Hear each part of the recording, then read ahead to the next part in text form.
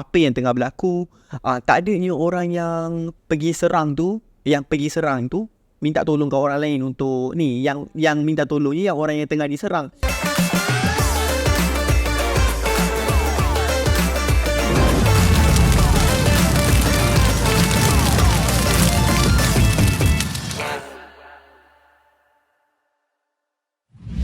Seterusnya, kita pergi ke topik yang seterusnya adalah propaganda. Okay, so kita tahu propaganda ni, Zionis ni sebenarnya dia dah banyak sangat lah. Dia dah rancang kan, kita je yang lalai kan.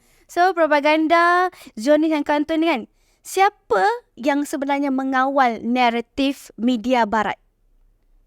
Okay, so media barat ni dikawal oleh semestinya daripada luar negara kan, daripada UK, US semua.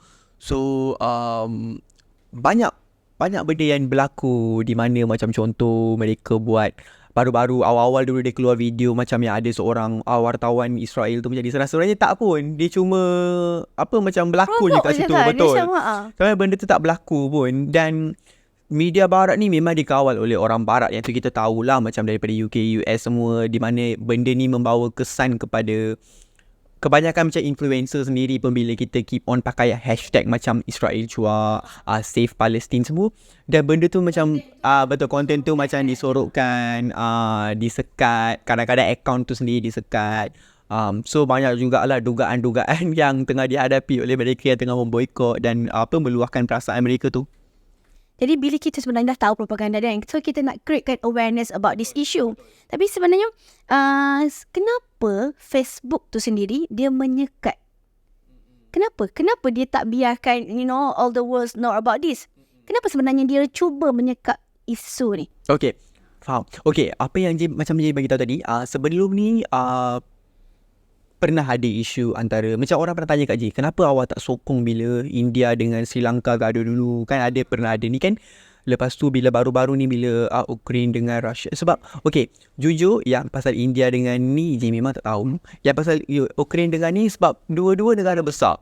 So bila negara besar, kita tahu mereka akan ada di mereka punya angkatan tentera sendiri kan. Okay, dari segi Palestin dengan ni, okay, benda tu memang terdedah secara luas di media sosial dengan banyak benda-benda buruk yang kita saksikan. Dari segi budak-budak ke apa-apa kan, dari segi apa yang mereka lalui semua kita tengok dekat situ kan. Dan baru je dapat tahu sebenarnya apa motif dan apa yang tengah berlaku di sebalik cerita dan peperangan ini. Okay, jadi bila J tanya dekat 5 orang member India, kelima-lima pun tak tahu cerita tu macam ni yang J. So bila J ceritakan apa yang J dapat tahu daripada member Melayu dekat mereka macam okay, baru faham benda ni. Jadi media sosial ni sebenarnya tahun yang baru-baru ni lah memang memainkan peranan yang sangat penting.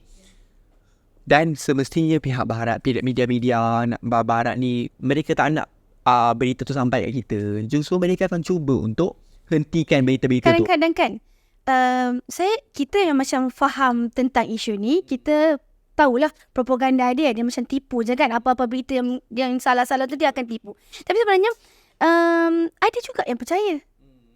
Saya kadang-kadang I cannot brain lah why these people can believe this kind of thing, right? So bagi pendapat J lah kan, kenapa masyarakat kita sendiri ni tak terpedaya langsung dengan propaganda daripada Israel? Macam kenapa masyarakat kita macam tak percaya pun apa yang dia cakap?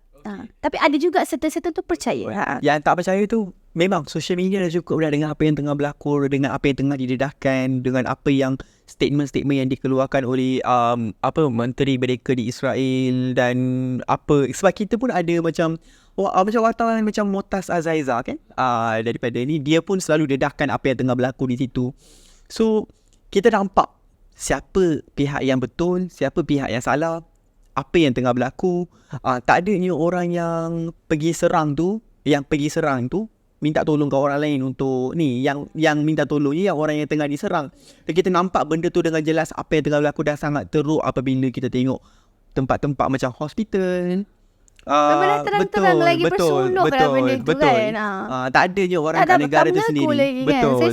Kadang-kadang saya macam bila kita baca tu rasa macam nak marah tau. Kita guna akal fikiran yang logik kita tahu dah benda tu. Kita dah boleh faham. Tapi kenapa dia orang sendiri kan, dia punya media dia macam mengatakan dia still tak salah.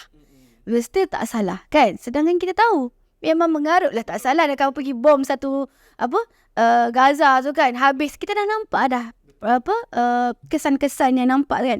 Okey, jadi sejauh mana sebenarnya kesan propaganda ini? Sebab kalau kita tengok kebanyakan dah membuka mata. Kebanyakan masyarakat dunia dah buka mata dah.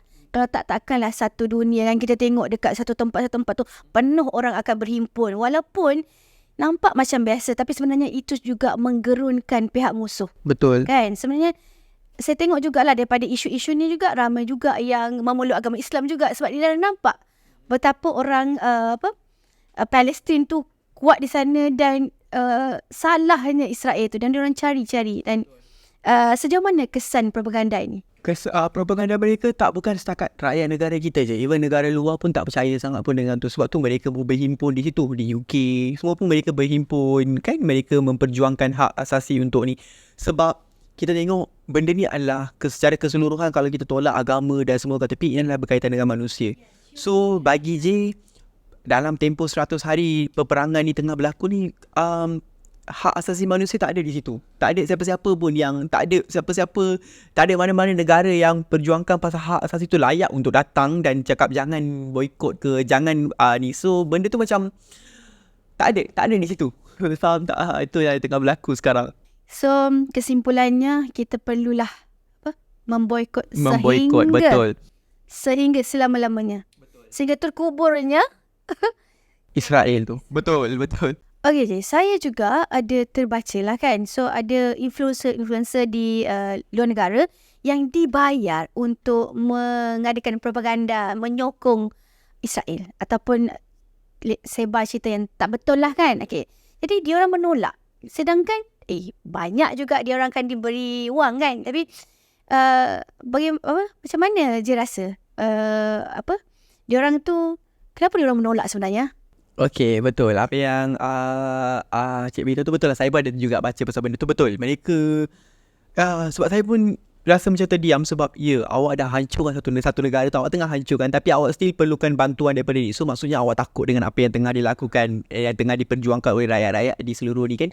So cara dia nak ni adalah melalui media sosial juga, melalui influencer. So mereka memang menolak sebab benda tu kita nampak pun macam tak patut dilakukan kan. Itu sebab utama. Dan lagi satu, dekat kita ambil isu Malaysia kita sendiri, di mana kalau contoh kita dah buat mana-mana post, kebanyakan influencer ada go through benda ni lah. Kita dah buat mana-mana post dengan hashtag tertentu. Apa yang mereka buat adalah, apa yang kita perasan adalah lepas tu bila apa-apa kita buat, contohnya kita buat live, kita akan nampak macam view kita turun. Kita akan nampak macam post yang kita post, tak kisahlah post tak berkaitan dengan Palestin pun, kita tak akan dapat macam banyak orang yang lihat post kita ke apa. Sebelum ni dapat je, tapi tak dapat sebab di mana mereka sekat juga benda-benda macam tu. Tapi apa yang Jay nak minta dekat sini adalah sebagai, yalah macam kadang-kadang sebagai influencer kan, kalau kita orang panggil kita influencer, okey kita betul. So kita boleh, apa yang kita boleh buat, kita buat je. Kalau contohlah akaun kita memang kena akan disekat, di-ban, buat takut. je balik akaun baru. Boleh je buat akaun baru. Yang penting kat situ kemanusiaan dengan akal fikiran kita. Apa yang kita buat tu betul atau salah. Kita tahulah dekat diri kita sendiri, kita tahu apa yang kita buat ni betul ke salah ke. Jadi kalau rasa nak buat benda yang betul, buatlah. Kalau tak nak buat apa-apa, tak nak abaikan terus pun tak apa. Tapi selalunya kalau benda tu akan lagi sampai bila influencer yang bawa, sebab ramai yang tak terdetik dekat hati tu kan. Untuk bersama-sama, memang at least sedikit tu ada lah kan. Sebab kita ni ada hati dan nurani ya, right? Dan terima kasih Jay di atas kesudian anda ke studio, iaitu jangan panas. Panas juga isu tadi kan. Okay, kepada anda semua, jangan lupa like, follow dan share kita di CHOP TV dan saksikan video-video menarik bersama kami. Bye-bye.